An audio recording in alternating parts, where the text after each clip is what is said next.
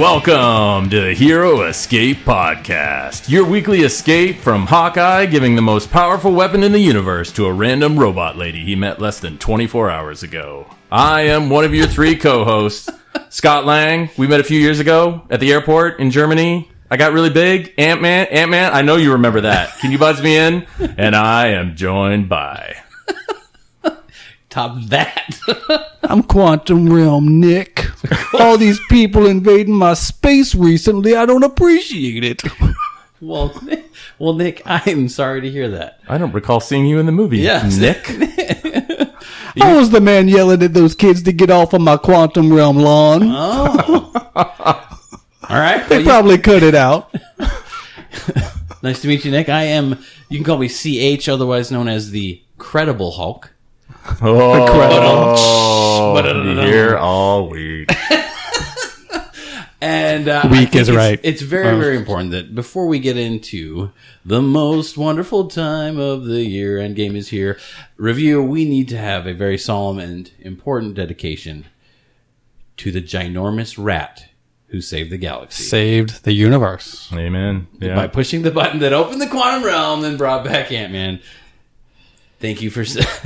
We need to have a Star Wars style medal ceremony for that rat. Your service is appreciated. Sorry about that trap we set. We didn't realize. Yeah. Sorry about the poison-laced cheese. Some animals were harmed in the making of this film. Yeah. So you may have pierced your cloud that something important has happened in the universe. Tiny little indie film. Yeah, tiny little indie film known as the Avengers Endgame. If you haven't heard of it, man, tell your friends, go see it. It is blowing away records. Oh, yeah. If there's a record out there, it's blowing it away presently, right? Mm-hmm. As of this recording, this is the Tuesday after the opening weekend, biggest opening weekend ever. I was holding a Neil Diamond record in my hand the other day, thinking about listening to it on the phonograph.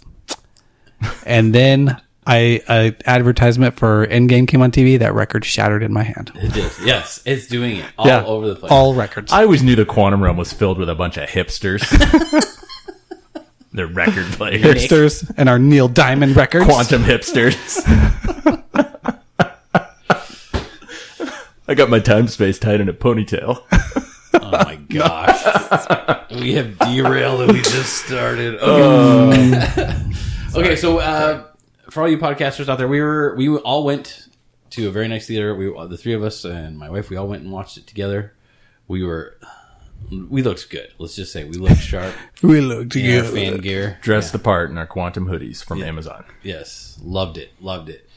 And I'm going to say I was afraid of being judged, but surprisingly a lot of people were super into it. We got a lot of compliments. I was like jealous. Dude, when I went and watched it again on Saturday, because we watched it Thursday night and watched it again Saturday. I had my hoodie, my wife had her hoodie. You're like, man, that is awesome. Where'd you see that? Well, I mean, repeatedly. My cousin who was poking me, funny, oh man, you're so cool with all that. You know, just kind of rolling his eyes saying it, but then repeatedly we were getting complimented on how cool we looked. Maybe I need to wear mine when I go see it again. It's one of those movies that is permeating the culture right now. I was literally just walking through a Target today, and I heard two different groups of people talking about it as I passed by. Mm-hmm. You know what I mean? So it's everywhere right now. And if you haven't yet, do a Google search on Thanos, and when you see the little icon, click the gauntlet icon. The icon in the picture. Wait for all the animations and whatnot to finish, and then click it again. Yeah. It's pretty awesome. It's pretty awesome. Even the Google engineers are just like in the zone. Yeah. Okay, so where do we start? Okay, there's 3 hours for us of excellent movie making for us to sink our teeth into here. So can I say this? Yeah. Opening scene. I thought it was right from the opening scene. I was like, "Yes, I'm in this movie." I was emotional right away in the opening scene. I'm about here that opening scene. The curmudgeon was emotional. That's right.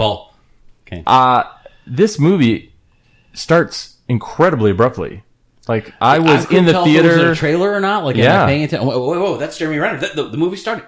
The movie started. Yes, exactly. When I went the second time with my wife, I kind of like warned her ahead of time. I was like, it's just gonna jump right in. So.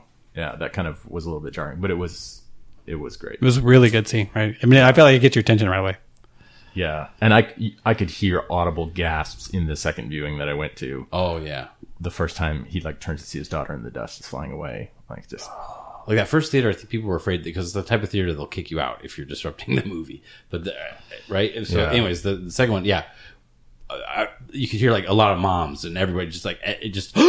yeah. It turns on and everybody's gone. So Lessons. it answers the big question that people had after Infinity War: where was Hawkeye during all this? Lessons learned here, people. If you take one thing away from this podcast, when you're going to go see a movie like this exciting, don't go to like an expensive, nice theater. Go to where the people are. Right? Yeah. Lesson learned. Yeah. It was the people were all up into. It was one of those where they have the people that come and serve you food during it. I don't think I will never do that again. Yeah. Yeah, absolutely. It was a very nice theater. It was a very nice chair, all those different things. But in a movie like this, where it's a geek movie, I mean, be where people are going to geek out. Be where the people. Yeah.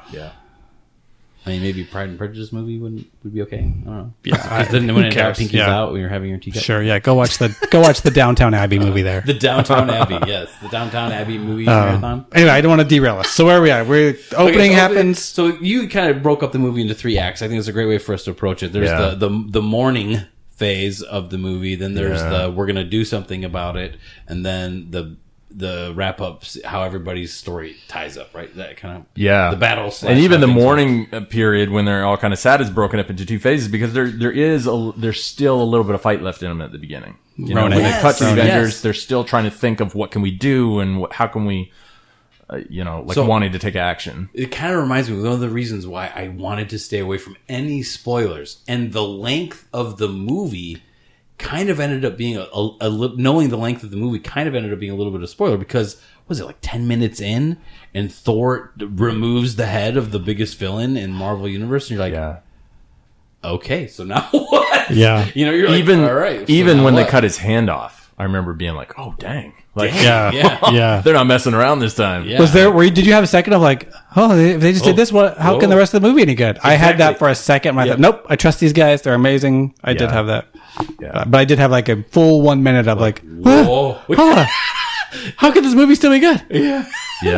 I think a lot of people probably felt that because holy smokes. But it was, I mean, it makes sense in that it was all legit. It didn't like it came out of nowhere and they were forcing some surprise. They weren't having like a blah moment to scare you in a horror movie. Yeah. Like, you telling me Thor wouldn't do that? Of course he would do that. Yeah. Especially Thor in that emotional state. He's in this state where he feels like he failed the universe. Yeah. So they can't bring everybody back. It's his fault. You deserve to die. And it's funny. Think about that. You know, this just occurred to me.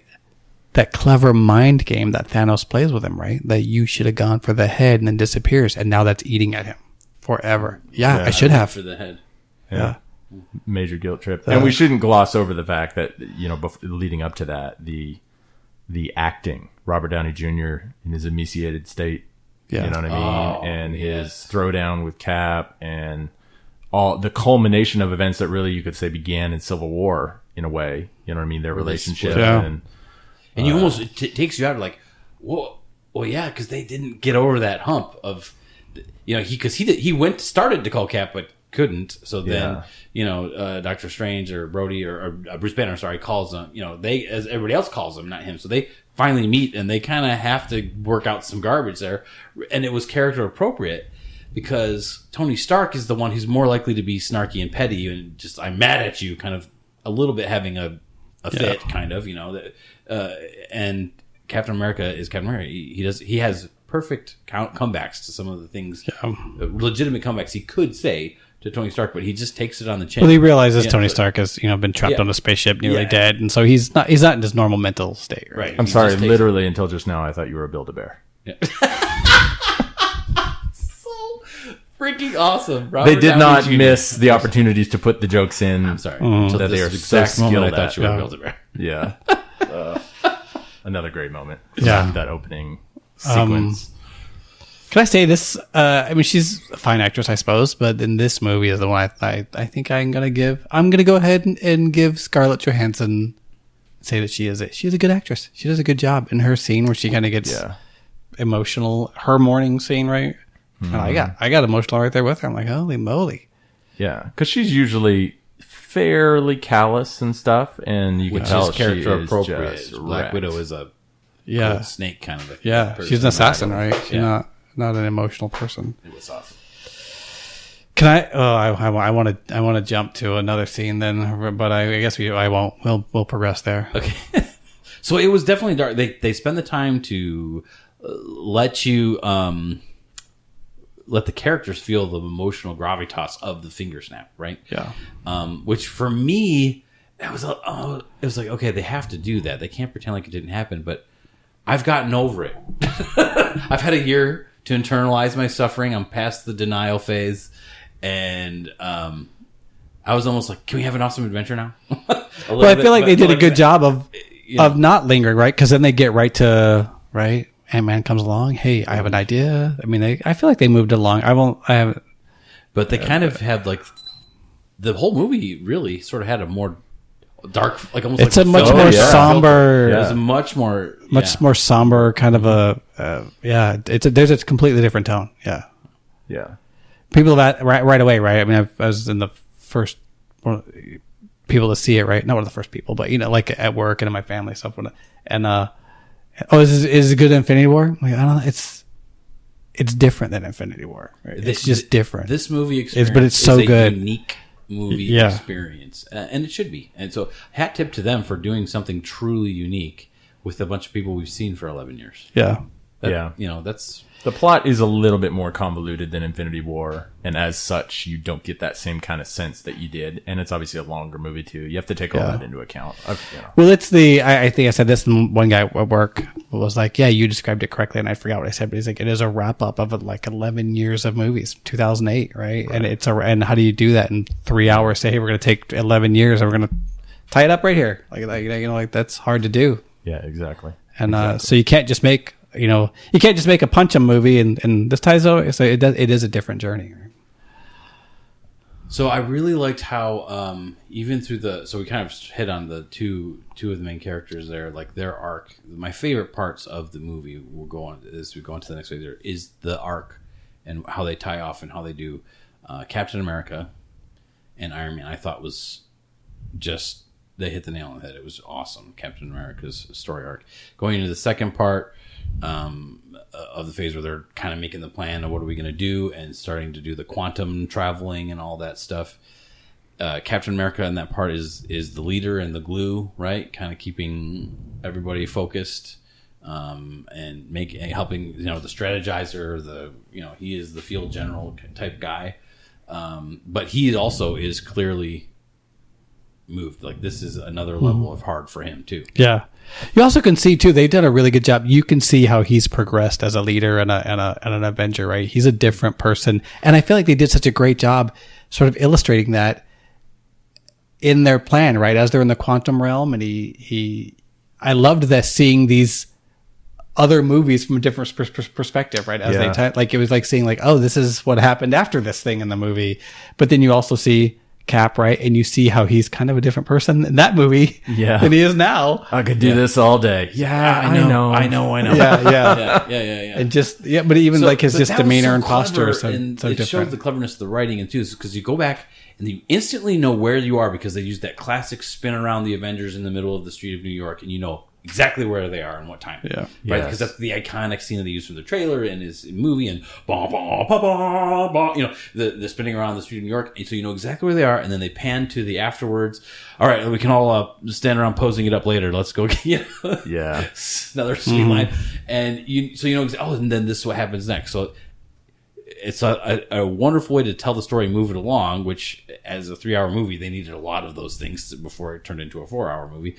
And so I thought that was very clever, right? So you know right where they are. Then what did Ant-Man call it? So the second phase is kind of the time heist. Yeah, right? Time heist phase of the movie. I mean, can I go back and say real quick? Yeah. I'd be perfectly fine with a 4th hour on the movie, but go ahead.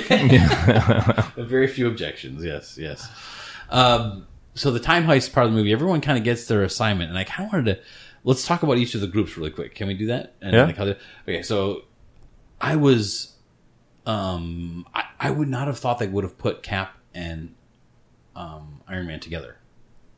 You know what I'm saying? Like, yeah, it's surprising they put like sort of the two heavy hitters you and you put your big tent poles in different missions so that you're equally interested in each of the missions or something. And so put Thor in a different one, you know, and so I was surprised they did it, but it made perfect sense for them to be in it together. Mm-hmm. Okay, because the time that they were going to was New York, and it was the right time for that. It made sense strategically. It was a good plan for them to go to be the ones to get those two stones, and of course played out because they had to jump again further back to a base, you know, where both those stones could possibly be together, or find the space stone and find not another stone, the pin particles. Yeah. Right? Which also was cool for their character. To me, part of what made it feel different is you had these side stories that ended up tying wonderful bows around the character of the story. And so we ended up having a lot of bows rather than maybe one coherent big story. But it was beautiful because you got to have that moment with Tony Stark and his dad, where I think has to be cathartic for Robert Downey Jr. Because he even had the thing, Robert Downey Jr.'s dad has passed away, and they apparently had a different relationship, for all I know. Anyways, but the character Iron Man has had many references to his dad, and like remember he even says in one of the Iron Man movies, he was just happy to send me off to boarding school. Like we had no relationship, and he gets back and he sees how much his dad, you know, throughout the story arc, his dad really loved him. Yeah, and he's like, man, the kid's not even here yet, and there's nothing I wouldn't do for him. And he gives him that hug, like, thanks for everything you've done for our country. For our country, that was a good. Yeah. It's like, yeah, you're old man. Well, I really like his best, and that's when you grow. And now that I'm a grown man on the outside. You do look at your parents and brothers and some of the things that happen different, and you can see, like, you know, you get a lot of us. We get to that stage where, like, things that might have judged harshly our parents. Now that we're parents, we're like, all right, I do get why they did that. You know, I might not like everything. You know, I like the Cap and Peggy Carter scene really well because you could tell. I'm curious if they wrote it with this, told them to try to play this across your face, but I felt like it was like he's pondering just staying here. You're right. So, but that's what I was getting at too, because they both go further back in time, and you could see how they both get their desire, like an important thing for their story arc or their to be resolved. Right? He sees Tony Stark sees dad. Captain America, Steve Rogers, sees his girl, right? His one true love girl, and it was character appropriate. Tony Stark kind of doesn't know what to do, but he kind of sticks with his dad. He plays with. He shouldn't. I mean, it should be. He should get the stone, get out. We're talking about the universe, but Tony Stark is the mad scientist a little bit. You know, so he kind of plays with that a little bit, like spends time with them. Where really he shouldn't. Captain America, he sees Peggy, but does not engage. He stays on tact, but no less. But he wants to real bad. Oh yeah. No less emotion felt in that brief scene for him, and you just, oh my gosh, he is getting to see this girl he hasn't, you know what I'm saying, like forever, and you see all that, and it's almost like the same amount of emotion. So I thought that was awesome. Oh, that was incredible. Let me say, man, there's a talent to writing these kind of stories, and I don't know if it's the Russo brothers that write it. I know they directed. I don't know who wrote it, but whoever did it, there's a gift. Somebody has a gift. Because I actually read a long article today in an interview with the writers. It wasn't the Russo brothers, where they talked about the process of making all these decisions. Yeah, and different things they toyed with. I'd love to read that. It's amazing that someone did. You know, they didn't maybe think in like a very logical way to say, well, we send Cap with someone who's weaker, and we said, you know, that they said this is the way the story needs to be told. The story needs to be told with, Nebula and other dude that go on the one planet, and Hawkeye and Black Widow go to the other. And let me say, if I can shift a little bit, if we go to a different Hawkeye and Black Widow on Vormir, man. Okay, let's go to that. That's a good scene. Let's go to that. That's a good scene. That's an emotional scene. I feel like that's really good. The character arc, we started talking about Hawkeye loses, and you see where he went. You see how people handle grief differently, right? He just goes off the rails. He goes dark. He's angry at all the evil people who should have been snapped that still exist. When terrible things happen to good people, it's like terrible things should be happening to you. I'm feeling, and I will make sure those things happen. You see, that's where his tortured mind. He said them to me. I heard did them. he? Okay, well, you're kind of close to him. Yeah, he also made sure horrible things happened to his haircut because that's right. That's just a casualty of swinging that sword I around guess so wildly. so. I guess Occasionally, so. you get a little close. I love the movie, but there's like 2, maybe 3 things that sometimes I'm like, this bothers me. And one of those is his haircut. The other one is Captain Marvel's haircut. Which one? All of them? Not to skip ahead, just saying. All right. So I've been trying to think about this. Like, what was the strategic decision? Why would they go to Vormir? Which, by the way, they're deciding, and they're saying, what is Vormir? The center of death and pain and suffering. Yeah. Ant-Man, not it. Yeah.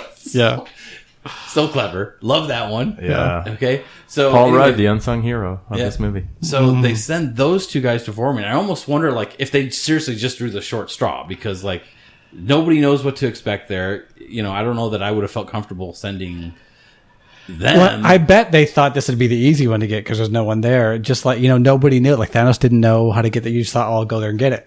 We'll just go there and those 2 get are it. very clever. So if cleverness was the thing, if they had to solve a riddle, If it was more about, we don't need power, we need maybe, savvy or slyness or whatever. Yeah, something, like. So not a bad, I guess not a bad call. I mean, what's the right call? You don't know, because that was a big question mark, right? Yeah. From the writer's standpoint, too, it was the best choice because they were the 2 most likely to leave the audience really not knowing who was going to go over. You could not be 100% sure. And if they went with anyone else, you'd be like, that person's not going over.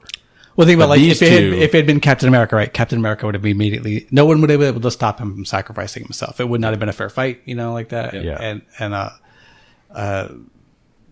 It had Thor couldn't probably die, right? If a fall from there, I was going to say, Hulk would jump and not die. Hulk would jump and not die. Maybe Ant-Man could have made it, but Ant-Man's got the daughter to live for. Tony's same deal. Like this was the best 2 in order to leave you in that limbo. So from a storytelling standpoint, it made perfect sense for them to go. I'm just thinking, trying to pretend like it's real life and how that decision was made. Like, I think it's just it doesn't matter. We just the luck of being the good guys. It may guys. just be a side effect of having kids myself, but in my mind, I was like, well, it's got to be Black Widow. She doesn't have a family.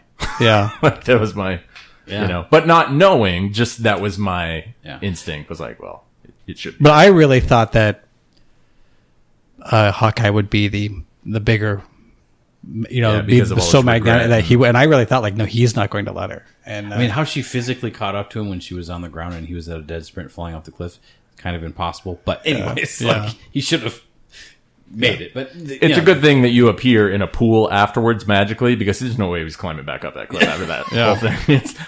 So I do kind of feel like maybe something was lost here. I don't have like a hard problem with this, but I can't help but think, and tell me what you guys think, like, because in Thanos' case, he had to throw off his daughter, and I kind of feel like that even was more emotionally gravitas, because you saw that this villain we talked about before, like, he's not just a blank sheet of evil. He has a capacity for good that he is actively killing, and it made you even more creeped out by him. But anyways, in this case, I was thinking, like, well, because they're sacrificing themselves, how is the Soul Stone going to react? They're not giving up something they love, like throwing someone that they love over. They're giving their own life for it. And so that kind of didn't meet the criteria, but I thought maybe if they were willing to kill themselves, I was hoping on the edge of my seat that what would happen is you would see that Black same Widow person in the pool reappear with the stone. I thought about that too. Yeah, that's interesting. Yeah, I thought about that too. But I think that almost would have been better, but maybe it wouldn't have. I don't know. All I could think was it becomes a death of very serious consequence the way they did it. So I'm not, like I said, I don't have a hard, fast problem with it, because it made for a good linchpin of the story that was meaningful. Yeah. Really, all they needed to do was find someone and send someone who was madly in love with Red Skull, and that would have just solved the whole problem. Chuck him over the cliff. You get the stone. Nobody dies of any consequence, and away you go. No, they didn't think that through, did they? Okay. But mind blown, think about this. Like, don't get sidetracked. At the end, Captain America has to go back and put all the stones back. He goes to Vormir and he has to see Red Skull. No, that's true. Where's that? Hey, how do you put that stone back? I don't even know. That better be in the Blu-ray outtakes or something. But, like, think about that, right? Oh, okay, I don't want to get out of it. But that whole thing, like, there's a whole movie series or comic book series or at least a television series explaining the adventures of putting those stones back. Captain There's Rogers. a whole lot of nuts Son that of you a could gun. tie up with there and cool things that could be happening. Like, so have we seen the last of Chris Evans as Captain America? We don't have to have. That's all I'm saying. We've seen the last of Chris Evans as Captain America. I know, but there's stories that you could tell. Yes, I know what you're saying, but we don't have to have. Like, there is. We may not have seen the last of Captain America, but Captain America throws his mighty shield. yeah. He has forsaken us all and moved on to other things. Yeah. Anyways, so go back. So very, very cool because you see that those two have had that history, right? You know, Budapest. You know, they did that throughout the movie, like little lines here that harken back to the characters' original, like individual movies and original stories. There may be more to come of that too, because the weird thing about Black Widow having a permadeath in this movie is that she has a movie coming up, an origin story, which presumably will have a young actress playing her when she's younger, but her when she is of age. And you just can't help but wonder if, you know, Jeremy Renner is somehow going, the Budapest thing will be in that either movie or show or something like that. Like they've referenced it too many times, and I've read things online of people saying like that's going to be a tie-in. Yeah. So anyway, super, super cool. And the stunning visuals of that planet are just really, the artistry that they use in that planet sets the tone for the soul wrenching that goes on there. Very cool. Yeah. Let's move on to Time Stone, just to pick one. So that one just goes Hulk, right? The Hulk goes alone, yeah, because he can handle anything. And I thought it was, again, they put these little nuggets in there from the lines to tie in and everything, and you see, okay, where was Doctor Strange or what was going on on Bleecker Street during the invasion of New York? I love that. And you see that he shows up, and there she was, So fighting aliens. The old, and they came near what was her name building, again? she The killed- Ancient or something like Ancient one? Yeah. And I love how oh, you're 5 years too early. I love that. She already knew She basically knew. her whole destiny. Yeah. Because she says to him in the Doctor Strange movie, I've seen these events and it always ends at this moment. I can't see anything past this her moment. death, So like yeah. she's always had this, Yeah. known everything that was coming with him joining and all Yeah. that sort of thing. I think about this. I mean, I guess you don't think about it, but she's had the time stone with her for years and years and Yeah, years. for whatever reason, she couldn't see past her own death. And somehow Doctor Strange could, but at least Because it maybe wasn't he his was better. wasn't his But he permadeath, also right? came back, right? So he knew. Yeah. So, anyways, and people kind of struggle. This scene was important, where she kind of draws the line, you know, from infinity to infinity. They start talking and explaining about messing with timelines and stuff. And this is where everybody with the time traveling stuff getting really wonky and different, because they handle it different in this movie. They try to take a more actually science-based approach about how time travel and changing things would happen, affect things. Wait, are you saying that Back to the Future is not It's accurate? full of crap. Yeah. There's so many things. What about Terminator? Yeah, Terminator 2? Oh. Die Hard. No, that's not one. Oh wait, I'm sorry, that's that one. But it was good that they took that time again to sort of explain. And there's a little nugget about that helped me as I thought. When you watch the movie the second time, the time travel stuff will make more sense to you if you haven't seen it twice and that part really loses you. Trust me, if you watch it again, it will make more sense the second time around, in the more times that you see it. But there's something important where she's explaining, look, you can't just take my stone. And then Hulk says, no, look, we're going to bring it back. And there's a line that kind of you can use to throw a warm blanket over any inconsistencies or time travel-y things that could mess up, she says. Because she says those different time stones make our reality solid. If you take one, the fabric of our reality gets screwed up. And so, for example, Thanos wins. By the way, this podcast has a lot of spoilers. Turn off if you don't want spoilers.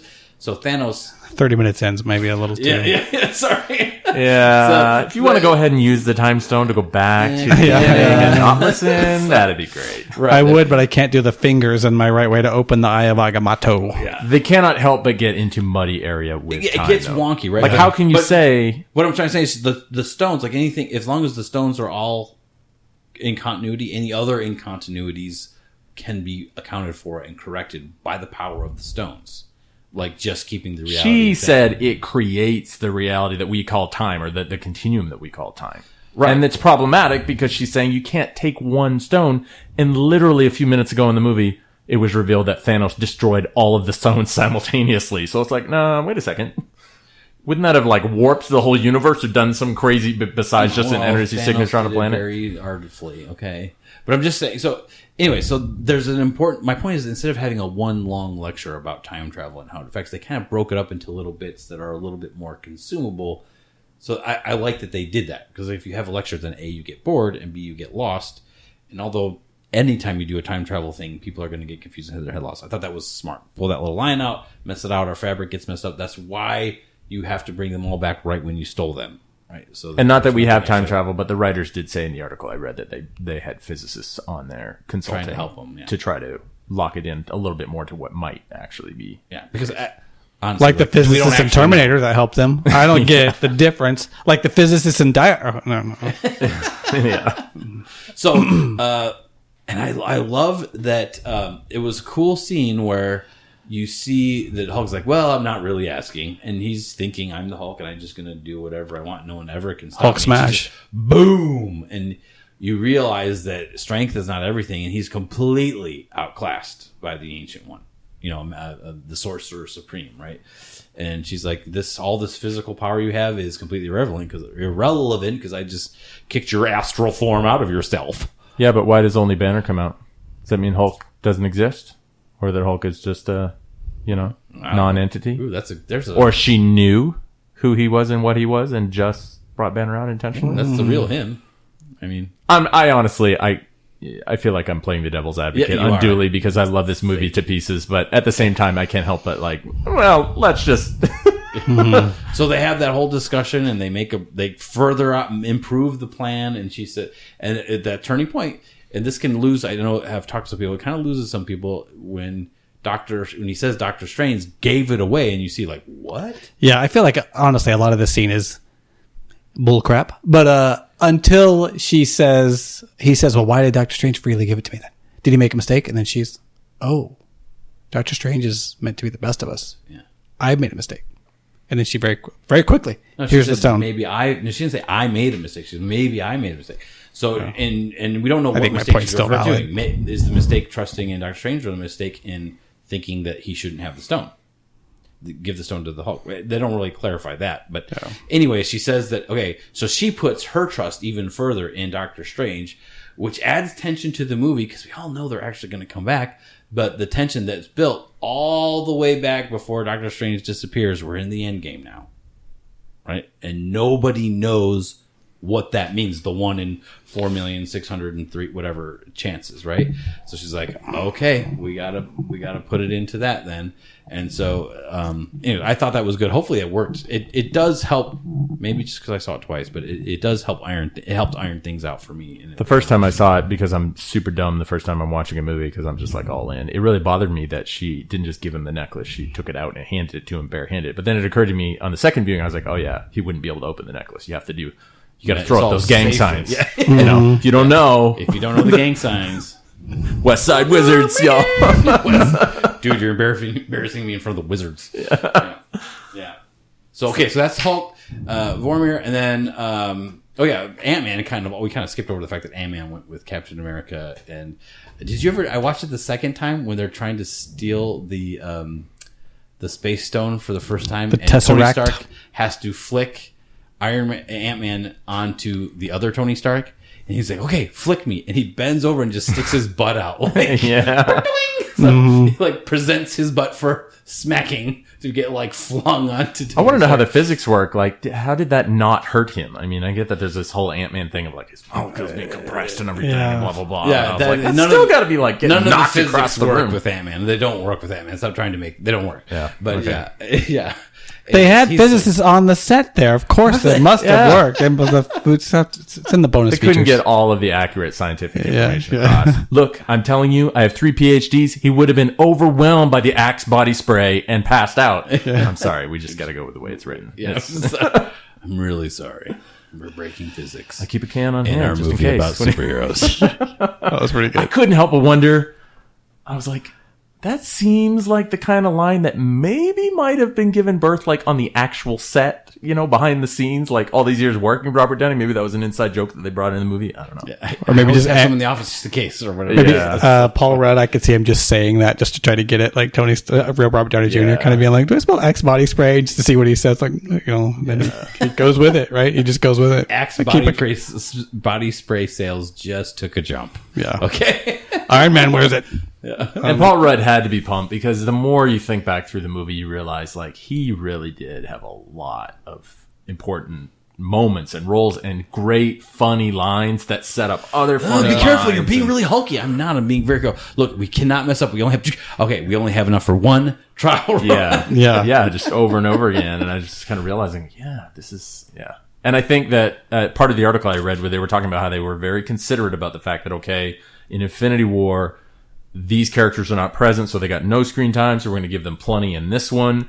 And these ones, got a little bit of screen time, but not enough, like Cap. And they did that intentionally because they knew he was going to get these great moments later, etc. Like they were balancing all of that out throughout the planning process and all that sort of thing. So, Okay, so then one of the other groups is Nebula and War Machine. War Machine, yeah. And they go to the planet, which everybody instantly is in the scene. Hey, what's the matter with you? Everybody. I love when they show him dancing around, but you can't hear the music and how stupid he looks. This guy's an idiot. Awesome. Yeah. which is probably not unlike what it was filming it, actually. Yeah. So this guy? Take 22, guys? Really? Oh, okay. Yeah.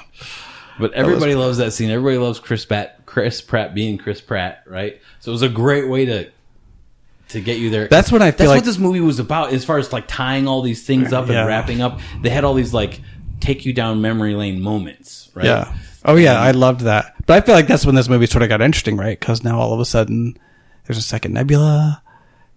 Thanos is there now, and you're like, what? Yeah, that's when there's all of a Thanos, sudden, and he holy gets crap. savvy to his mistakes from the original Infinity War, and you're like, oh my Yes, gosh. That I feel like even then, the twist. that was a The critical plot moment because if you think about it, that other Thanos would have felt a lot like some other Thanos and just wouldn't have had to wait unless he did a whole catch up like he did. Yeah. Like absorbing all that knowledge, you as the audience yeah. suddenly think, all right, he's with us now. He's caught up. and you think like, he knows what He's I know. basically the same guy. he's the same guy, but now he is on to them, so he's smarter. Now he's the Right. smarter Thanos, and he's more dangerous. Yes. Yeah. Plus, he's got that big double-bladed web thing this time. It's- Yeah. You went from thinking at least Thanos is out of the picture to holy crap, he could stop them again, right? Because we know that, come on, they're going to bring the guys back. Like, as soon as it ends, people are like, I can't believe they killed everybody. And then everybody who knows, like, come on, they're going to bring them back. Don't worry. To all of a sudden, that moment to have him catch up was clever or to infiltrate. And it made perfect sense. It wasn't coerced or how you contrived storytelling. Yes. Yeah. Nebula cracked because they're downloaded because she's a machine and computers. And it's like, we tracked one. Now there's two of them. And They're both linked to the same iCloud account, so Yeah. they've detected each Who other. knew that Ebony Maw was such a great computer hacker? Yeah, And that who guy, knew? Yeah. amazing skills. Your powers are inconsequential to mine. Anyways, so that was cool, and I was like, whoa, you don't just go in there. There's gonna be, you don't go into the cave of whatever. Yeah, the without power booby traps. steps. She just walks in. He's like, oh, okay, man. Yeah. But it was a cool moment for the Nebula character. Is the Temple of the Power Stone? Yeah. You know that if Spider-Man was there, he would have been like, have you ever seen this really old movie called Indiana Jones? Yeah. Wait, I think it was a cool scene for the, even though you don't know how it's going to work out, she sticks her hand through there and just like roasts her hand, and she's just totally doesn't give a crap. I have a question. Pulls about it that. out. Yeah. When she, and I'm False. jumping ahead a little bit, when she swaps places, she swaps the metal thing. I didn't pay attention enough. She had what the did she hand do about covered. her arm? She covered had it? the hand covered. Okay. Because right when she's going to go reveal and pull him through the time thing, Yeah. she unwraps it. You see that she had it wrapped up. I feel like it wouldn't have mattered because it doesn't matter what. Even if it was like she's They would just part, been they would have been I like, guess that's I the got thing it she does. fixed. Like, I don't I know. got it fixed, right? I Yeah, feel I like just whatever feel like state it War was in, it Machine wouldn't have would've- mattered. Yeah. Anyway, that was something I was wondering about there. But the thing is, War Machine left, but he doesn't know that she was there longer because they all just appear at the same time. Exactly. And that's the moment I was talking about when they all appear. I guess, it works well on so many levels. They're all very distracted by the loss of, Black Widow and all that. So it would have worked either way. I just... So she sticks her hand through there and it gets all fried and roasted, and you kind of are reminded of the inhumanity of her origins, even though she's warmed up and become kind of good and wanting to kill Thanos and has gotten over her desire to kill Gamora and all that stuff. And she doesn't want to destroy the universe anymore. So she's in a different place. You realize that she is, even in that state, still quite the capacity for some inhuman behavior. And then, which sets the stage subconsciously for when she meets the previous version of herself, who's all hate and anger and bitterness. It also sets the stage for that little Robo Buddy moment that she has with War Machine, Sure. We're both handicapped Robo Buddies. We just, I wasn't that's always right. like this. And he's like, I wasn't either. But we just roll with what we got, right? Yeah. Yep. You're right. I think it was a cool reversal too, right? Where like in the Guardians of the Galaxy movies, you see several times Gamora trying to like, I want a relationship with you, and now she is the one that's like, yes, I want what I don't have now. My sister's gone, and I want this back. I want this relationship with you. And she eventually gets her ear. And finally, she listens. And she's like, "What happens between us? We become friends." I mean, if she spent 20 days on a ship with Tony Stark playing paper football, and didn't lose it, she's come a long way. Yeah. Yeah. But it helped. Again, the hand being fried kind of reminds you that she was the capacity for her evil. You had to remember that she was also this evil, sinister person that was full of bitterness, rage, and revenge, to make sense that hold on, bitterness, rage, and revenge. Oh yeah, all three, trifecta. She's a revenger, a revenger. So that she's the type of person who would kill herself out of spite. She was full of that much anger and self-loathing and loathing of her situation. No, there's spite in there. Oh my gosh. All right. These are the lesser known six Bessie stones. the interrupting cow. Gosh dang it. So that she would kill her sister, would kill herself, but then get stopped. You big jerks. Derailing you is part of the reason we do this podcast. Exactly. And I love you. You said we should move on to our final you said pair, Sprite or Spite. Furry Rocket and Fat Thor. Fat Thor. Like the longer I think about that decision, the more on the fence I am about it. Like I feel like it was funny in the beginning, right? But I feel like I'm whatever. I'm fine with it, but I feel like they should have. You should have had in-shape Thor by the end of the movie. Tell me if you agree with this, right? It works until the moment is super serious and very much like the end of Ragnarok when you're watching Asgard dissolve, and then they put that joke in there. I'm not Suddenly, doing Get Help Again. It doesn't fit anymore. Yeah. It's just these few moments. This movie gets very serious, as we're going to do. And when they cut to Thor, or if he's in the frame, it's like... They did their best to hide it with him in the uniform. Right? They could kind of hide it. Like when he was in his full regalia, you could kind of see he didn't look like a fat slob anymore. But it's very slim. And you got uniform. Yeah, it's dark. It's black colors, and the capes are slimming. I ordered one as soon as I got out of the theater. You look smashing in the just to wear around the house. Can I tell you one of my favorite scenes? The hammers. No, you take the small one. You take the small one. Yeah. We'll cover that. So I have to say that that scene irretrievably hurt. I did not like when you first see Fat Thor. Yeah. So I thought David wouldn't like that because you're such a Thor fanboy. I'm like, this is going to hurt his feelings. Yeah, I'll tell you what. Look, I love a good joke as much as everybody, and for those first couple minutes of me feeling like, oh my gosh, that's funny. And Chris Hemsworth is a hilarious dude. He's got comedic chops. Totally love it. But and he's not. I don't think he's tied to being an Avenger. So if the whole movie is making fun of Thor, I think he's like, whatever, that's fine. I don't think he cares that much. I think it was probably his idea.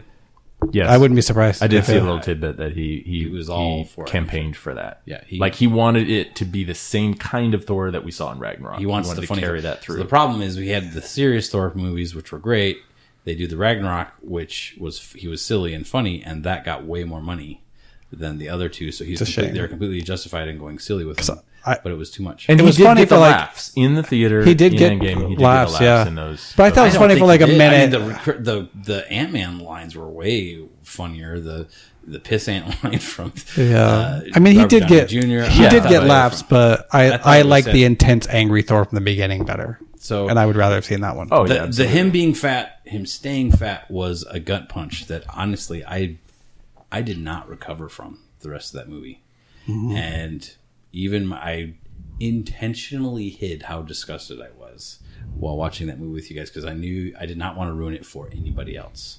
But I was thoroughly ticked off. I don't think did I not would have like it minded at if all. they came up with some magical, whatever way, I don't care what it was, for him to sort of get his act together and then return to form. Well, I thought he would. I thought he would like when Sorry, he I didn't mean called to snap down there and get like it when right. he called down when he got Mjolnir again, or something would happen. Remember when he got both of them? He called both of them at Yeah, one point, yeah. and he was in his all of a sudden in his super Thor regalia. garb, And he Yeah. braided And I his thought- beard. and Yeah, it's, beard, and I thought, yeah. he's fixed now, and then he still wasn't. I'm like, Yeah, come that on. might have been That's a the moment. problem. Is everyone I know is waiting for. There's no one I said that like. When I thought it was funny, I know people that I've talked to. Maybe it's because they know I'm a Thor fan, so I'm going to take this with a huge grain of salt. People thought it was funny for a little while, but it got tiresome and wished he would have gotten over it. Yeah. You know, either they did not like it or they were okay with it. No one's like, that's the best part of the movie, Thor being fat. Like, no one has said that to me. Yeah. Maybe it's because they know who they're talking to, but also, anyways, here's the thing. Having him be fat and having him struggling with the failing the universe, okay, it's still not how Thor, and there is no rendition of the stack of feet of thickness of comic books that exist of Thor where he behaves like that ever. And then on top of it, but fine, whatever. It's fun, it's funny, it's silly, but then they care. The part that was really did it was this quantum time back in time where he is too scared to do what? He's too scared to just say hi to Jane Foster while Raccoon Rabbit pokes her with something and sucks out something. That is not hard. Okay. Well, if you have a And Thor so- who's let himself go that far, and if you're going to go that route, you might as well go fully down the route. So- like, now I have no self-esteem, Yeah, sort of thing. Exactly. So here's the thing. And I get maybe this isn't an interesting character to write, and maybe it's not interesting enough for Chris Hemsworth. He was kind of getting bored with the rigid Thor who's always perfect, and that's hard to write. So he was excited to have different routes with him. And man, I love Chris Hemsworth. Any movie that he's in that I would love to watch. I do love the guy, but you can't take this guy who is the epitome of like manly manhood. Every man looks up to Thor, would like to be like Thor. Every woman, He's like a sees pirate, Thor had a and baby is with an attracted angel. to him. Yeah, he's like a pirate man baby, right? I mean, you're a dude. This is a man. right? Exactly. He's the A definition fat of man. Yeah. and his character is also extremely compassionate, willing to fight for the little guy, self-sacrificing. All these. Not that he's a cold-hearted jerk. He's not any of those things. And he would feel the loss of these people deeply. Okay? But for him to go from fat, I was like, okay. But then when he's crying like a little baby and refuses to help on the mission and gets smacked by the raccoon and he still then cries and runs away to mommy. It was just so many bridges too far that it ruined. It was like character assassination on a level I hadn't seen since watching Last Jedi. And I'm going to stop you right there. what? It's not as bad as Last Jedi. I'm saying Yeah. it's on the Because he came back properly. Well, no, we didn't. sort of properly. No, we didn't. Definitely At the different end of- than The Last Jedi. At the end, it's not. It's not okay. Don't take what I said as as bad as Last Jedi. But I'm just saying, no, I've never seen a character assassinated worse except for Last Jedi. Okay, so because even at the end of the movie, he gives up his throne to a girl that he knows. But he that- never wanted the throne. I know, and that's fine. But he gives it to who? A girl who's on a 1,000-year bender, wallowing in fear in whatever land. Where If she you're met going to him. give your throne away, aren't you going to give it to somebody who can drink you under the table? I mean, come on. What other Anyways, criteria? So I don't want to put a big poo-poo on the whole thing, but like that was it. The They've problem been- is when you did it ruined that first experience. I was so mad. I sit there and just found flaw after flaw and things to not like about the movie. It put me in such a bad mood. Yeah. They've been And I'm undermining not- Thor and- since Ragnarok, to which the point is where- disappointing. I Yeah. mean, they're fun movies, but they've been undermining his character since Ragnarok. Yeah. So it put me in such a bad mood that I was finding all these things to not like about the movie and all this different thing. And I put it to a shell. I didn't want to ruin it for anybody else I was watching it with. I didn't say anything to my kids or even my wife. I wanted them to just keep on enjoying it. That is all, you know how I say that. I want everybody to like everything. I want everything to be awesome because then my world is full of more awesome. Right? So you heard it here. Dave hates Endgame. He hates Endgame. So Official rating 3.1. So my son Peter, his favorite character is Thor. Oh. He went and saw it Friday night, and every so once in a while I'll see him just kind of go off, and he is depressed about how they've handled Thor. He's like, Dad, and I told him, like, it looks like they're setting him up to have him be with the Guardians of the Galaxy and all that stuff. So there's going to be more of them. And he just keeps thinking, Dad, I just keep trying to think of ways that they can fix Thor. Like he just wants them to fix Thor. I'm like, I don't know that if they do more Thor that it's going to fix him the way you want him to be fixed. Right? I don't disagree with the arc. I have problems with the comedic elements and the fat suit. I feel like if he'd somewhat retained his shape or got his shape back, I still think that there was a level of appropriateness there. If you are going to progress the character to make this his black moment, his bottom of the pit, you know what I mean? And to explore what that is. That didn't bother me. But what did bother me was coupling that with this fat suit, this comedic element when he meets his mother and he's still delivering funny, they got laughs, like when I'm so totally from the future. Yeah, It's funny. As much as I was hating, like, hey, I get that was funny. Exactly. The guy's got comedic chops, but this is not Thor. He is a god of thunder and the king, a reluctant king, but he's an honorable warrior who does his, duty and self-sacrifice. But you do have to have, and this was not him. You have to have nuance and you have to have a spectrum, especially when you're sharing the screen with someone like Captain America. You can't have, two of the same on the screen like that. There are I feel like there times was a little bit of it in the movies when you're supposed to feel like just didn't manage it this time. You're supposed to feel like Captain America at times and Thor are kindred spirits, right? That they're the same level of committed, but this movie makes Thor is not. If something doesn't go his way, he kind of gives up, right? I mean, that's how the movie and they've been undermining his character. If he gets scared, he screams like a little girl, like in Ragnar, and that's not Thor at all. And they had so many opportunities, like you guys were all saying, and we move on after this, but there were so those opportunities. Okay, so get over it. We're all just waiting for him to get over it and be the Thor that we like, right? Like and they could have done it after his mom talks to him. Just be who you are, and you're a failure like the rest of us, or that was a bit harsh. Or he could have turned around. And I thought, now he's going to be back. Now he's like when he summons, it takes a second and it comes back. And that could have been an emotionally huge moment.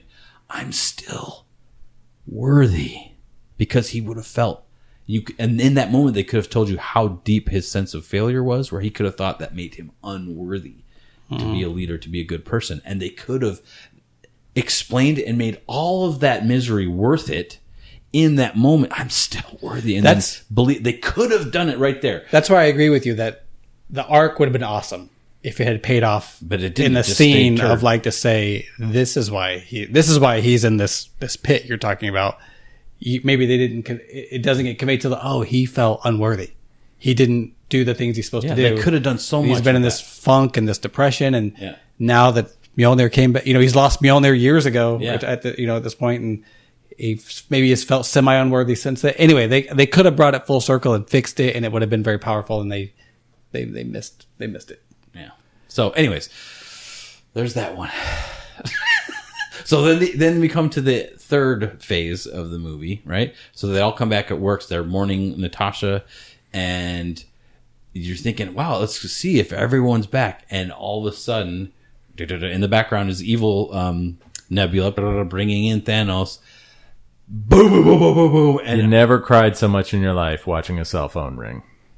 Oh yeah. Thanks for that. Oh, it's cut so beautifully and just so well done. And Scott going out to see the birds. Yeah. And just, the second time I went with my wife, and I was kind of like watching her out of the corner of my eye the whole time.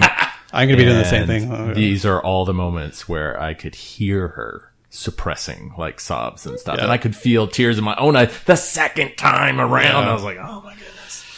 Yeah. Yeah. And then, yes, it's just very jarring, like explosion of the building. And then you're dealing with all So I want to say two things. First of all, as a Hulk fan, I love the fact that Hulk's like, I'm the only one that can survive this. I'm like, darn right you are.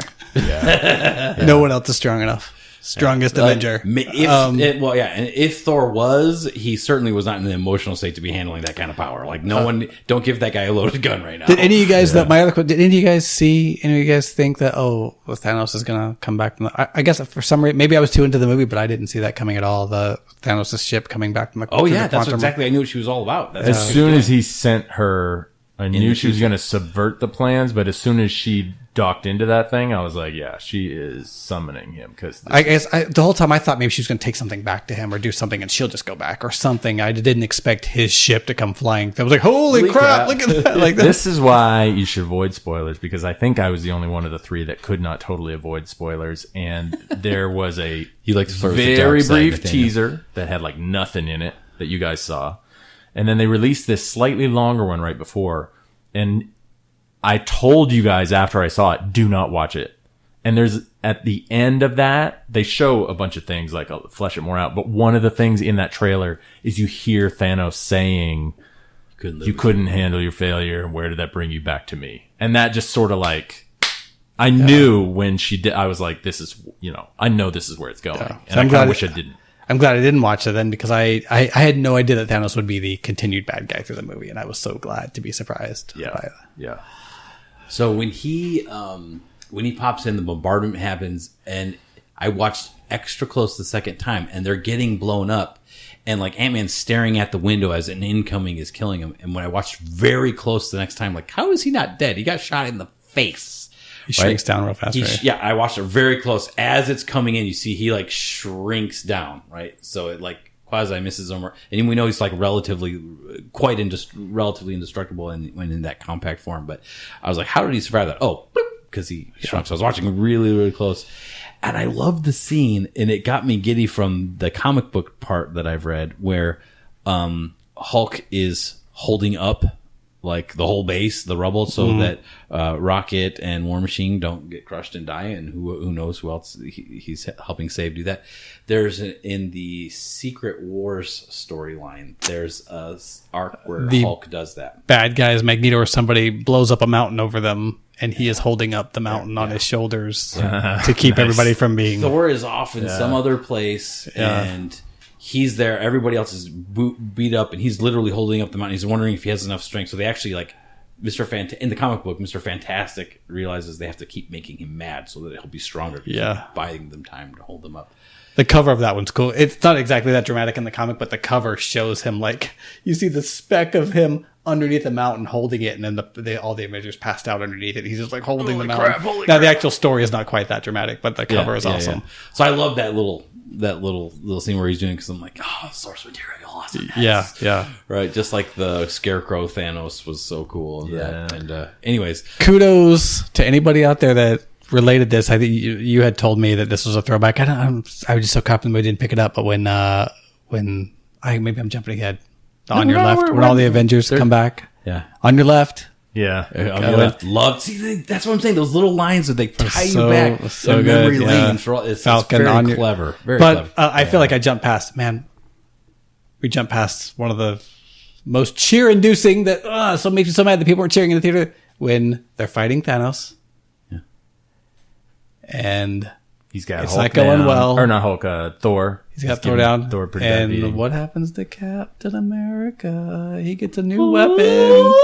Captain America becomes worthy of Mjolnir. He summons Mjolnir and starts fighting Thanos. And then, dude, that's so awesome. That has created a lot of interesting discussion online about Ultron, saying, did Cap realize in that moment that he could have lifted it off the coffee table and he didn't out of deferment to Thor?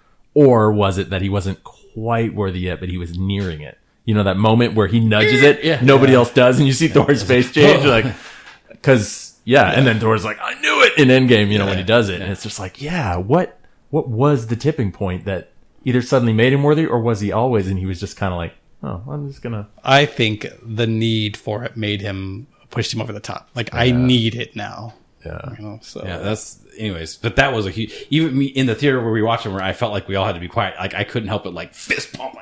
yeah. Even my wife got excited like that, just like, yeah. You can't top it unless a few minutes later you have every single hero show up. Yeah. And he goes, Avengers! And then you just got this moment of beat. And then Assemble. Yeah. and then he says it after it. Like it just chills. But I say to me, I love. They teased that line for like so many movies. Avengers. My son David comes home from the theaters and he's like, "Dad, Avengers assemble!" Dad. Yeah. Like, Can I jump ahead to okay, go. You in the front row. What, you have a malfunctioning time stone over there? Can you just stay in the... stay in the moment, for goodness sake. So I saw a lot of things online like, unless it has this in it, I will not like Endgame. And it shows like absolutely every single Marvel character standing against Thanos. And that there's line that line where from it goes to Wong. Wong like, is that everybody? What, you want more? Yeah. Yes.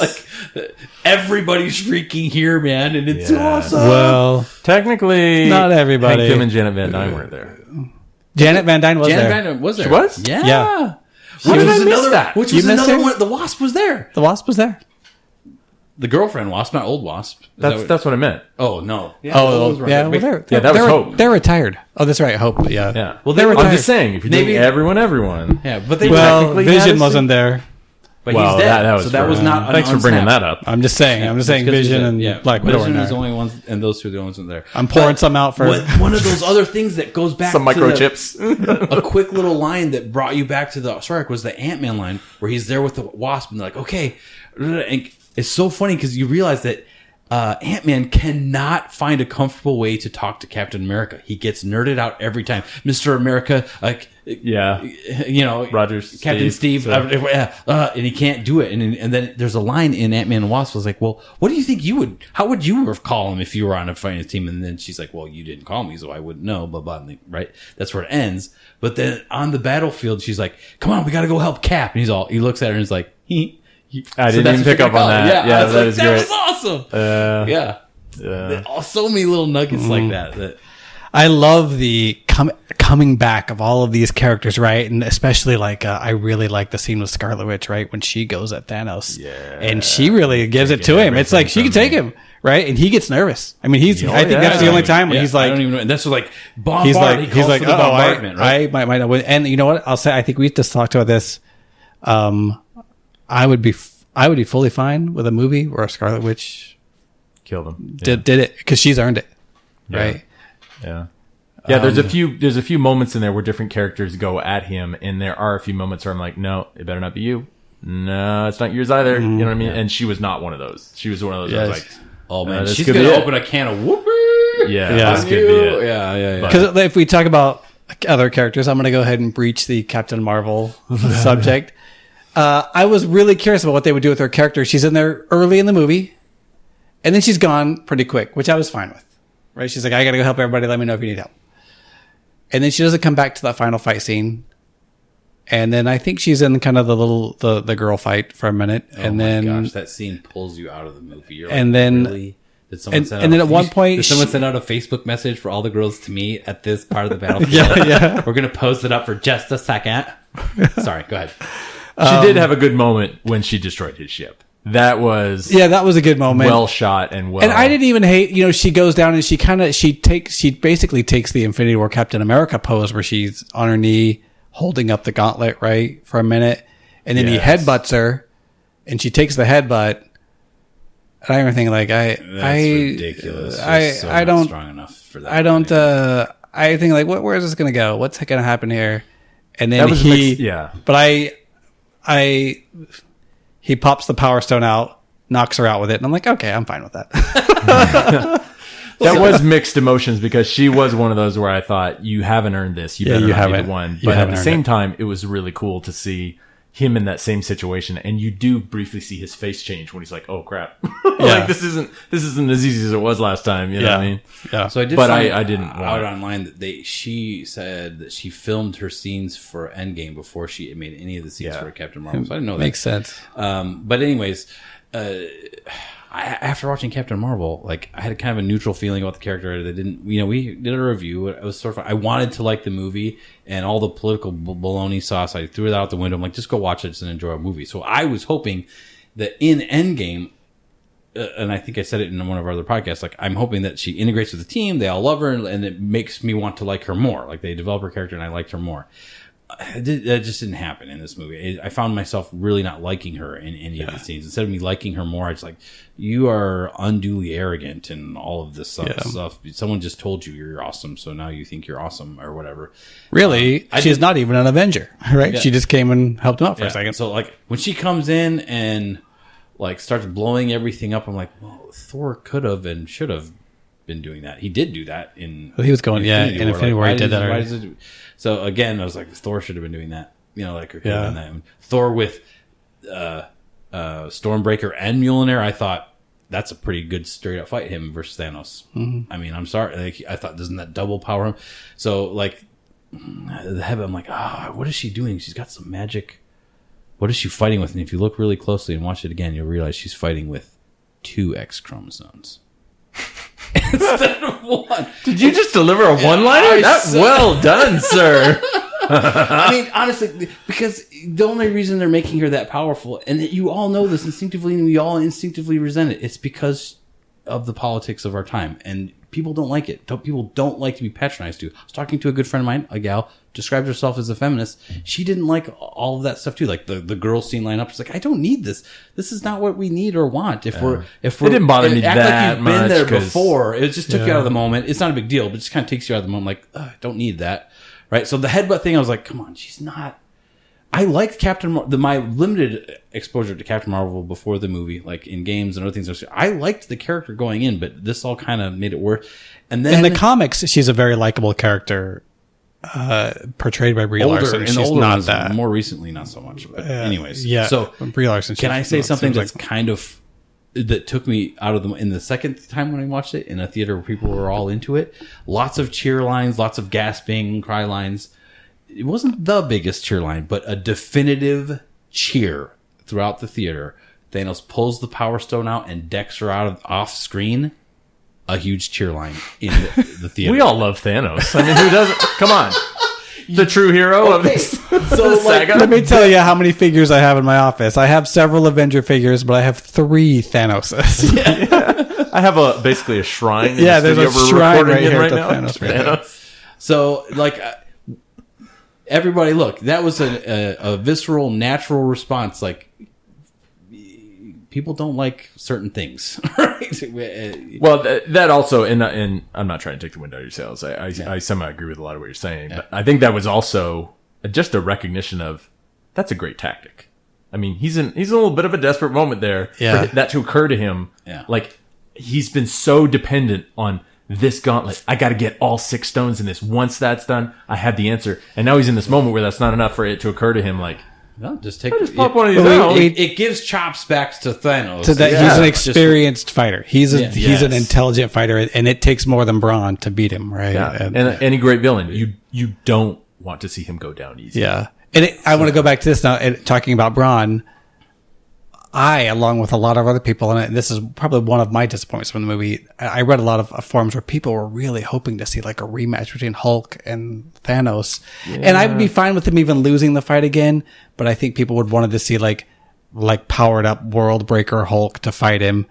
And I was sort of disappointed we didn't get that, and I realized that was on my checklist of things of, fan candy I wanted was, So the arc that they took with Hulk was that's a significant arc where he is. It's still a good arc where he's smart. So that was legit. And he was the one who physically could tolerate the snap. And so they had to do that. And it's a realistic probably arc to say, look, after that, he's too weak to really fight. Yeah. But that doesn't mean I still wanted that. That candy. We still wanted to see some Hulk smash. Because I feel like there's tied up the story and we never really You feel like they sort of... that they held him back in Infinity War for that. Like, we're going to just wait. Yeah. You didn't get it here, but wait. And I don't know. I kind of think that as we look at the 2 movies together, once they're both out on DVD and people are watching them like very back to back and stuff, that it will become clear, like what I read in that interview with the writers, that they were balancing so much between these two movies, and they probably regarded that opening fight as that fix. Because until he gets beaten, that first moment in Infinity War, you're like, oh, yes! You know what I mean? Like, watching him throw down.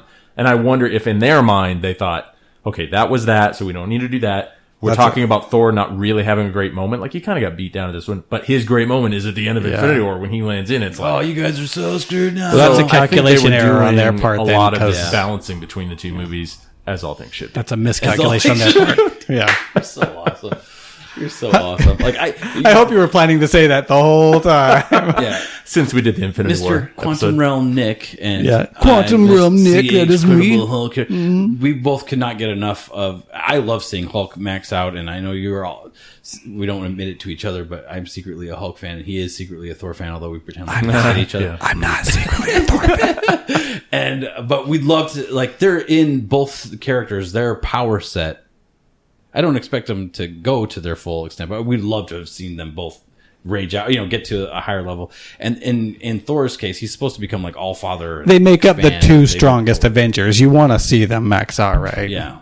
So if Brie Larson was here, she'd be disagreeing with us severely, but yeah, right.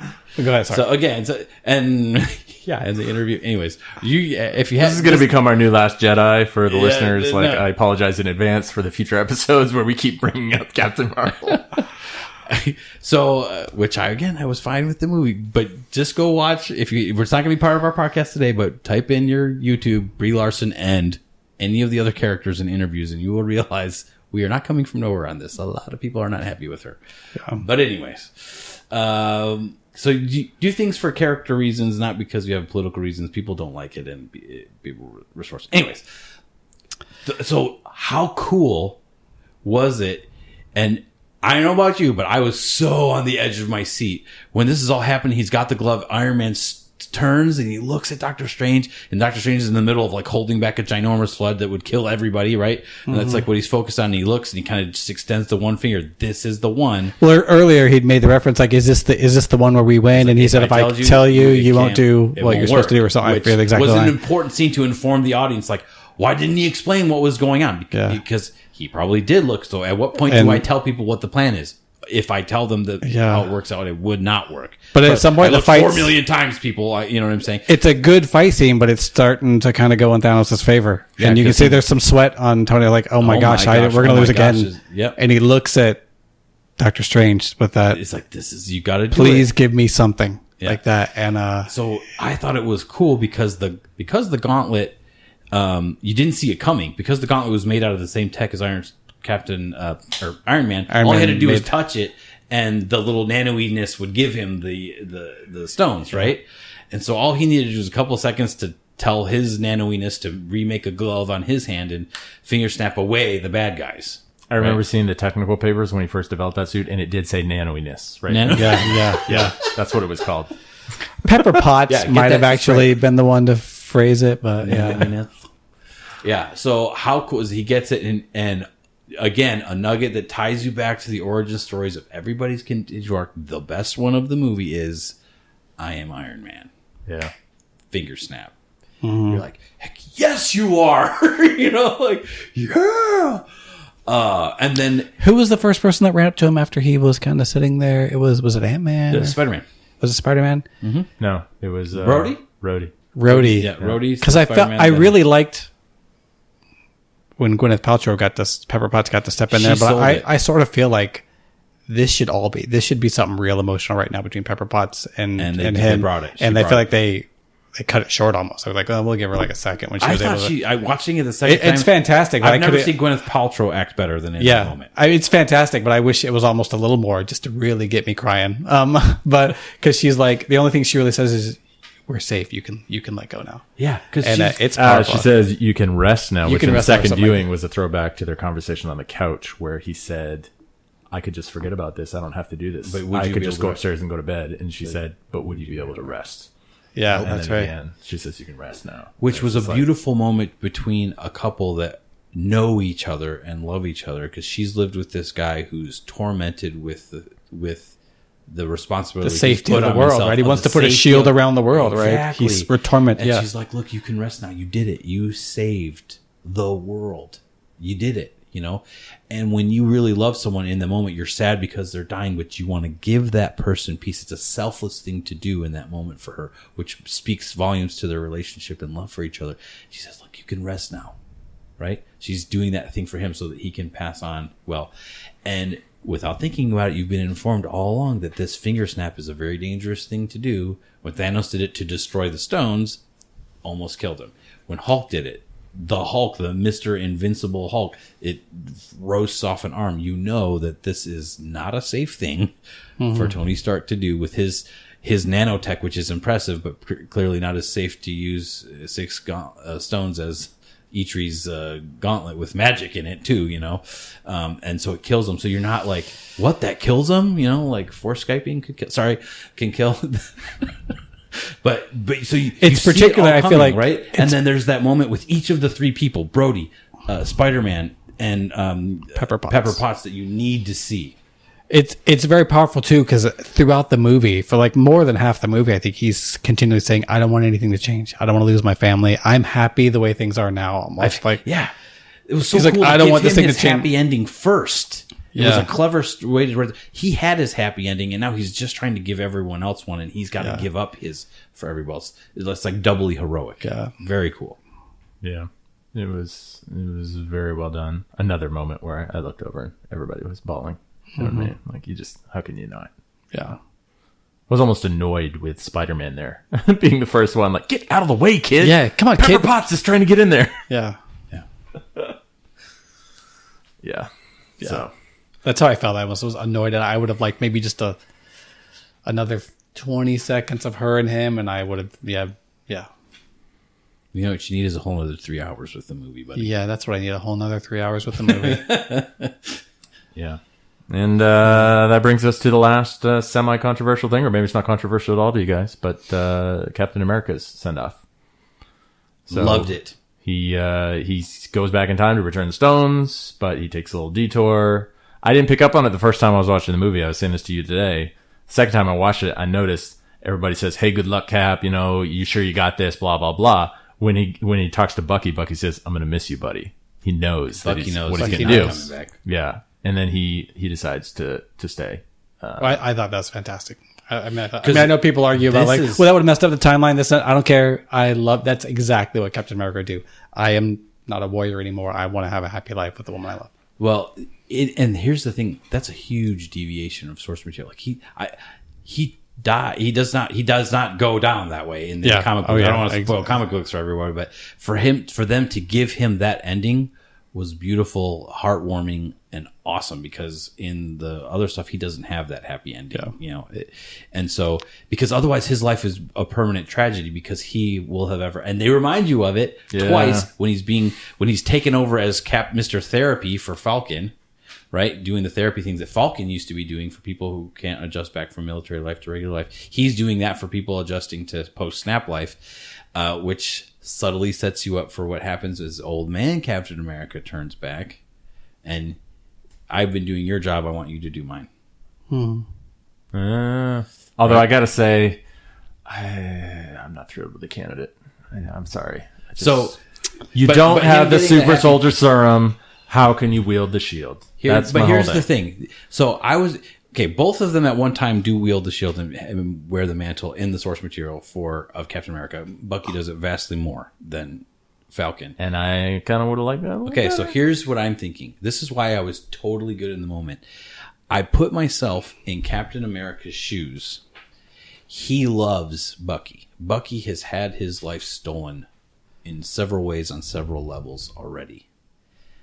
And if I'm Captain America and I know my best friend over there, he doesn't need another mission. He needs to get his own life. Yeah, maybe so. So I'm just purely thinking it was as a friend, and Bucky, that's why they give him that one little scene. He sees Falcon get it, and Falcon looks at him and he's like, "Yep, just go ahead. It's yours." Like, Bucky agrees with it.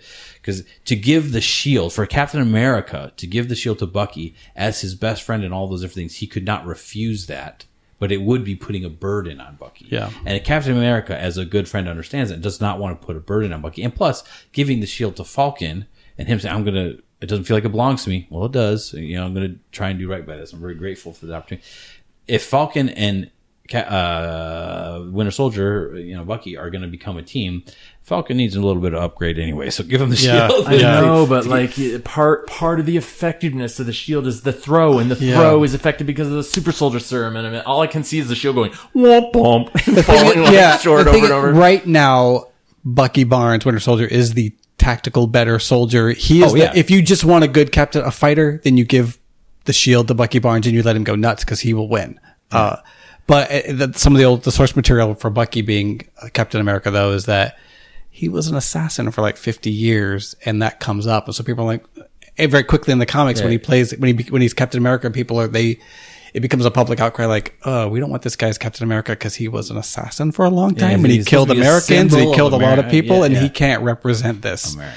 And so he's doing him the favor of not forcing him to, again, this is more, I'm not going to drudge up you will be brought before the public in an embarrassing way that you won't want. Whereas even though Falcon is not the soldier, he is still a decorated war hero, and he's someone that the public can look to inspire. And Bucky Barnes, do my best. And he's like, that's why I'm giving. And Bucky Barnes will be there to protect him. It's going to be pure symbolism, is all I'm saying. That's what it is. It's symbolic because in their TV show, Bucky Barnes is going to be doing the beating people. That's what I'm saying. He's almost going to become more of the Nick Fury, like leader, organizer, strategic guy, and the symbol. And Bucky Barnes is going to be doing the actual heavy lifting. That's the way I see it. But probably. Because there is a show coming on Disney Plus. For those who didn't know, I'm super excited. So that's kind of like where I felt like that was intentional setup for that. You know what I mean? So I don't know. I would so love. They gotta like tease back to a little bit of those adventures of how you put back.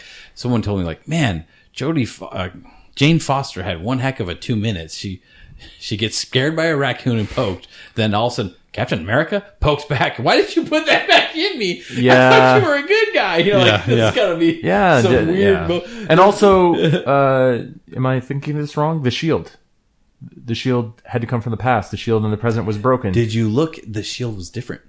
So either it had been repaired, reforged, whatever. You look really close. Next time you all watch it, because I looked for it. I had the same question. Yeah. The shield has like a little bit more decal and like intricate lines. It's not either it was reforged or remade or is different. It's a different alternate reality shield. Yeah. So there's like a story there that just begs some more adventures with. I'm guessing maybe that's their, like, if we do have a TV show, we want maybe a cooler updated version. So here's where we get it from. There is also going to be a show that features Loki in some way, and I kind of wondered if him vanishing in the thing was that, going to be a lead into that. So that was one of those like plot hole thing that makes you scratch your head like, wait a second, he disappeared. That is not supposed to happen. But, and again, I think where you can close this up has got to be maybe in Cap's adventures sending back the stones.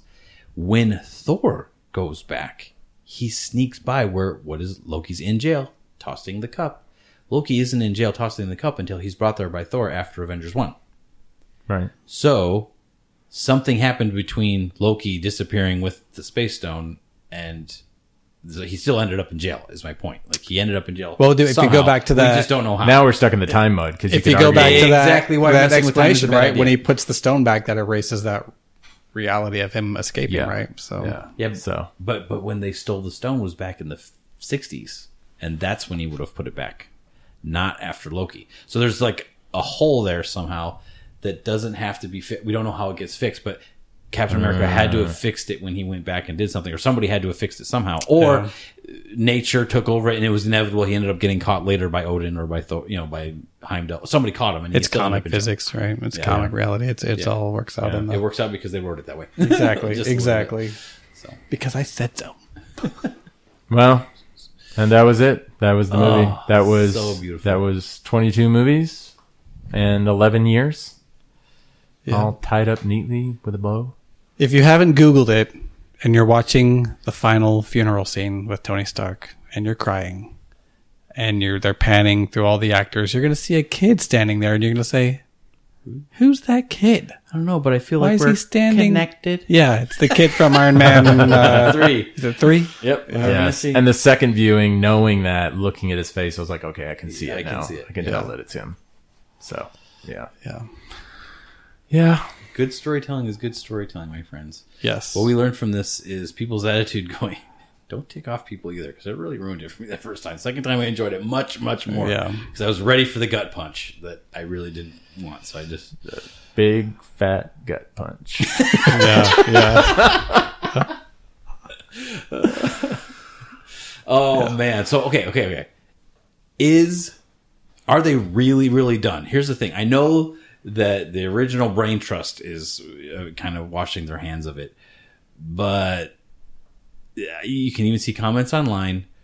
Are they going to seriously just stop printing money for themselves by stopping making these movies? Oh, they're going to continue to make movies. This is a fascinating, interesting, real life interweaving with the narrative, which I know they're writing the narrative and they're planning this, but you literally have this chapter of the franchise closing weeks after they close a multi-billion-dollar deal to get all of the other characters brought in under their wheelhouse. Yeah. And you know that Feige is so on point that he has had stories in the hopper waiting for that deal. I would not be surprised at all. And Maybe it comes down to just a thing of resources. Like, look, we don't have the resources to tie all of these things together. We have to end one thing to maybe start using those properties to start telling other stories. Yeah. And So for having like deaths of consequence and all those things for the sanctity of this story, you want them to let it be and not undo anything, or just some of the newer characters go ahead and make other adventures, but that just needs to be the adventures that happen after this, right? Yeah. Let this be the little bow that's tied and be done with it, right? I wonder if they'll have the self-control to not do it. And here's what I think it will all actually hinge on. It will all hinge, whether they undo this or do more Cap, Thor, Iron Man stuff, it will all hinge on, or more Avengers adventures, will all hinge on if the Marvel movies that they continue to make after this keep making the same amount of money. If they don't, they're going to be tempted to go back to the easy money well of Avengers. You know I what I'm saying? don't think that they Like Kevin Feige might not go back, but the guy, the CEO writing the check over Marvel Studios or Disney might say, guys, why are we not make another Avengers? I think there's no way they don't know that they are not going to make the same amount of money for a while. They have to know. they have to know that this is we're going to suffer a lull here a little bit. Yeah. And then I wouldn't surprise me though. You give it 5 or 6 years and they sort of do some sort of, I mean, the Avengers comics do this. They do a reboot.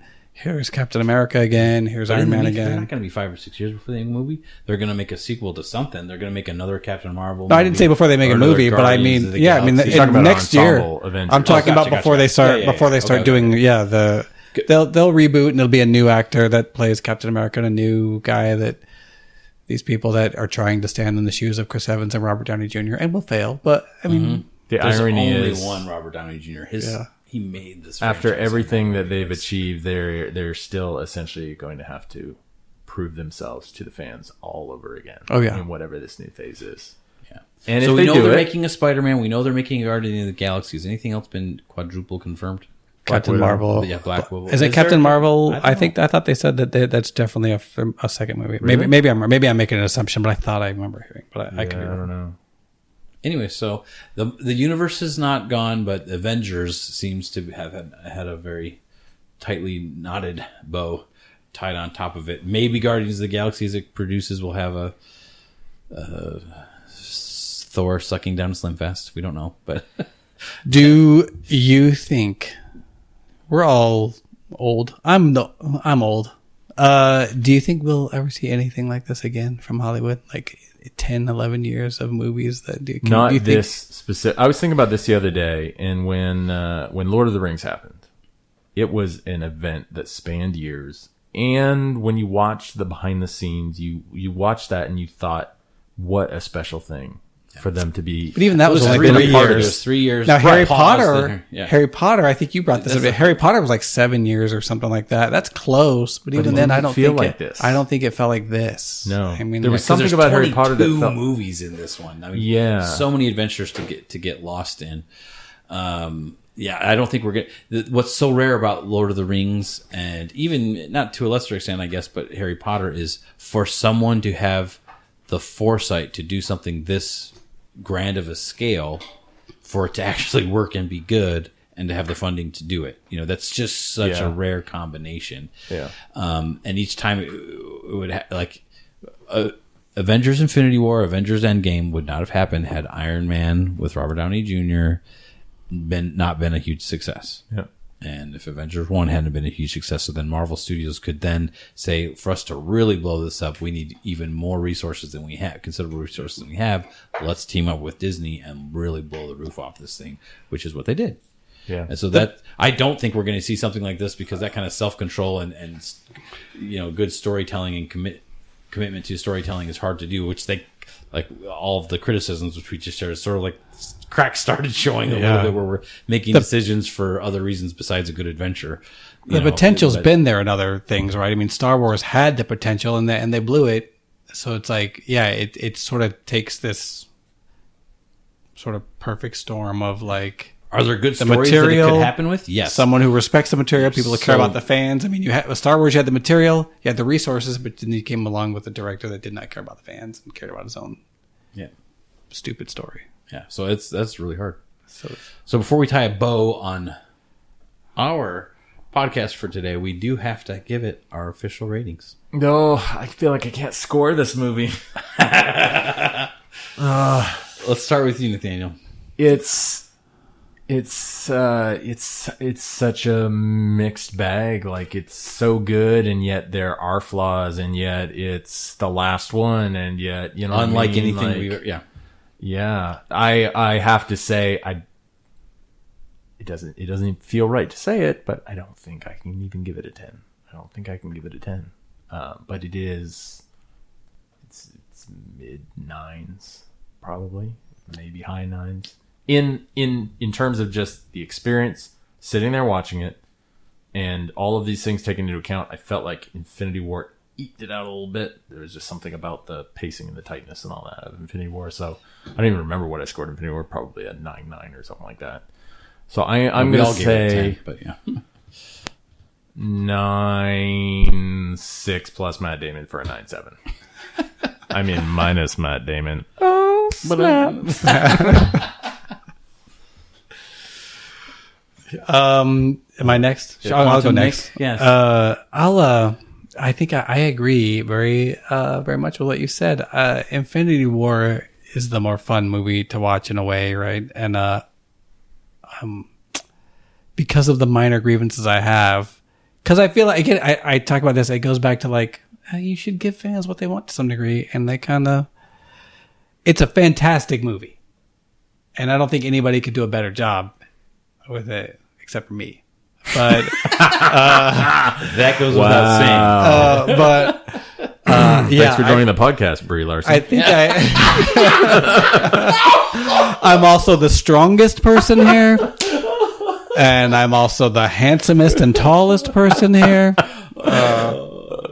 Should we have a fight? Click on those links I told you to, people. Please click on those links. And I just want to use this platform to tell everybody how amazing I am. If I could have everybody... How much morally superior you are. Exactly. How lucky we are to have my you. goals are the most righteous goals. I'm totally derailing this. So I think I gave Infinity War a 10. Yeah, we all gave it a 10. I would probably give this like a 9.7. We both gave it a 9.7. Did you get a 9.7? Yeah. Oh, that's right. 0.1 for... What are you going to give it there, Fat Thor? Dude, I gotta tell you, I just had to rub the salt in there at the end. I know. I think he might lose some tenths of a point for Fat Thor, right? A little more Asgardian salt in the wound. Okay, so according to my grading scale that I've used on other movies, this was going to be easily the lowest Marvel movie of any of my seen, based on just my first viewing. What? Really? Not even kidding. I was like, you're that much of a Thor I fanboy. was that ticked off, and I was finding all these things to not like about the movie because of where it put me. I didn't want to be there, but that's where it put me. Right? I'm impressed by your acting chops. You might be better than Robert Downey Jr. because I was in the theater with you when it was over, and I had no idea. Yeah, no idea. I did not want to ruin it. I don't want to ruin ruin it for with anger man. underneath. You keep on loving this movie, and I do. Did your wife get an earful then on the way once you were out of earshot of us? Like, this movie, I can't believe it. the started to crack, and I was just trying to get her to keep saying things that she liked on the way home, Yeah. and then. And she would ask you, and Then you when wouldn't I answer. said you need to keep the boys away from me, we came home too late so that they wouldn't. I didn't want them to talk to me until they had seen it because I'm honest with them, and if they'd ask me, "What'd you think?" I didn't want. I wanted them to see it unfettered by anything. I think maybe Dad doesn't like this movie. I didn't want them to have that. Right? Oh, that's so great. I lie to my family all the time. I envy that. They don't even know my real name. I know it's Quantum Nick. Yeah. They think it's something else. So I, like you, Nathaniel, super struggle with what the heck am I going to score this thing? Because I'm thinking, all right, I gave you my money and I don't begrudge it. That's like 5 for me and my normal scale. But there's a part of me that I was furious and upset and finding all these plot holes. To me, I was saying all sorts of criticism. It just feels like it was a class reunion movie that I didn't, that also a funeral the whole time. And I was just finding all these things because it just made me mad, right? And so I just started nitpicking things. And so I was like 5, but there's a part of me that was like, come on, this isn't a 5. That will not stand up. It can't actually be a 5. So I get myself in a good mood to go out again. We had already bought the tickets anyway with my cousin to go watch it again. And I just kind of steeled myself. Now that I know the gut punch is coming, I got the abs flexed. My ab flexed, and I took the gut punch of him. So I enjoyed the movie, but I'm not enjoying these emotional scenes any of those times because I'm shutting down my emotions because my emotions are not happy. Right? Good job, Nebula. Yeah, right. So, but I also know it can't be a 5 because I know I'm going to buy this movie, and I know I'm going to watch it again, right? Which means it's got to be... Which on your scale is like an 8 or a 9, right? If I'm going to buy the movie, it's like a 7 is a movie I'll buy. Oh, okay. That I'll buy, whether we watch it all the time, whatever. I'm impressed that you remember all of their... Well, I've been using it all along. I guess so. Finally explained it. So, and I'm going to watch it lots of times and, happily, which puts it at an 8, but it still gives me that 5. So it's got to be somewhere between 5 and 8 for me. So how about this? Like 6.5. What is your first viewing score and your second viewing score? So my first viewing score is the 5. Is like a 5, only because I would say like a 3. I was seriously mad. And That's so funny. The second one I would say was more like an 8, right? Because I could see that I was enjoyed it. There's things I don't like about it, but in a 3-hour movie, you're going to find something you don't like about it, right? So, you know what I'm saying?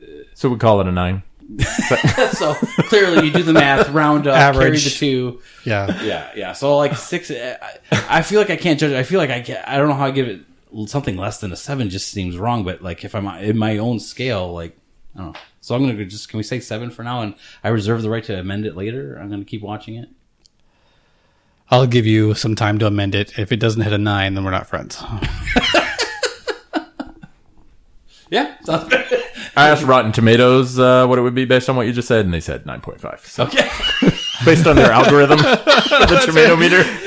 They threw out your 3, or your 5, whatever. So exactly. So again, a 7 for me is not. That's a good movie. It's a good movie. I'm saying it's a good movie. Yeah. It's something I don't I'll know. watch I think again based and on I'll your even buy. scale, a 7 is sort of low because I feel like you give For Marvel it is everything an 8 or a 9. For Marvel it is, and for me, any of the other Marvel movies I can put in and I'll watch it again and know that I'll enjoy it. When I put this one in, I know there's going to be things I will not enjoy. Yeah, this is dangerously close to Last Jedi, Dave. Though I mean, this is really. I can sense it. You know what I mean? Guys. Here's the thing. This is where it took me. I came out of that movie the first time. Oh, I gotta shut up. I'm sorry. We've been rambling about this movie forever, but I came out of the movie and I was almost like, you idiot, man. Just stop investing yourself in fan stuff. Just grow up. Stop it.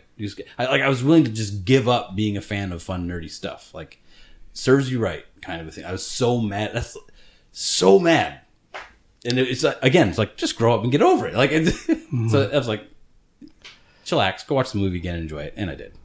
Good. So I am curious, what is the Rotten Tomatoes score? it's like 93 last I checked. The fans is 97 and the critics is I 94, thought I saw 93 or something today that it had dropped. So it's a good movie. And I will say, if anyone is thinking about seeing it, absolutely go. Absolutely go see it twice. Absolutely go see this movie. absolutely go see this movie. Yeah. So, everybody, we love you. We love Avengers. We love being a nerd. I'll never leave you, I promise. I'm sorry, Avengers. It was all my fault. You did nothing wrong. Yeah. Take me back. Exactly. But anyways, so tune in next time. Tell us how wrong we are, and tell me how much I need to get over it. This is our last show forever. Goodbye. Don't be sad. Part of the story's the end.